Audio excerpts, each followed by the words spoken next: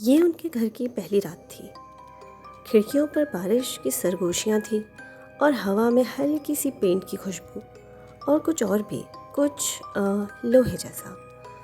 ज़ुहैब, उसकी बीवी सारा और उनके 2 बच्चे आर्या और समी दोपहर ही घर में शिफ्ट हुए थे। बॉक्सेस की ढेर अभी तक कमरे में पड़े हुए थे और मध्यम रोशनी में साए अजीब शक्लें बना रहे थे। ये घर उनका ख्वाब था, मगर ख्वाब कभी कभी डरावने भी होते हैं।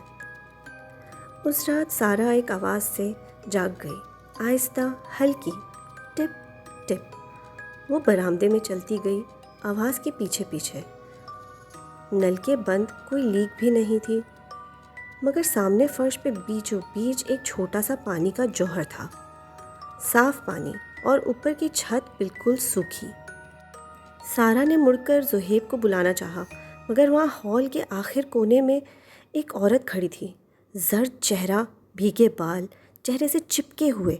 उसका लिबास ऐसा गीला जैसे पानी में डूबा हो, और उसकी आंखें बिल्कुल स्याह।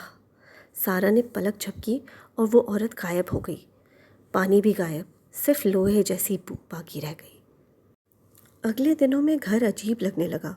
ऊपर से चलने की आहट, जबकि कोई नहीं था।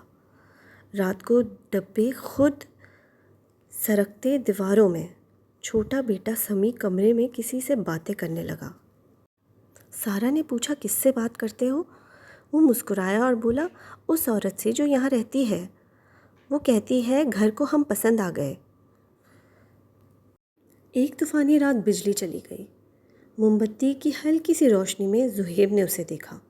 वो भीगी हुई औरत कोने में खड़ी हुई थी और उसके इर्द गिर्द पानी। उसके होंठ हिल रहे थे, लेकिन आवाज़ नहीं आ रही थी। उसने अपना हाथ उठाया और बेसमेंट के दरवाजे की तरफ। नीचे से एक गहरी आवाज़ गूंजी और अंदर कोई था जो बाहर आने के लिए दरवाज़ा पीट रहा था। उन्होंने वो दरवाज़ा नहीं खोला। 2 हफ्तों बाद उन्होंने वो घर बेच दिया, मगर आज भी उस घर से वही दस्तक की आवाज़ सुनाई देती है।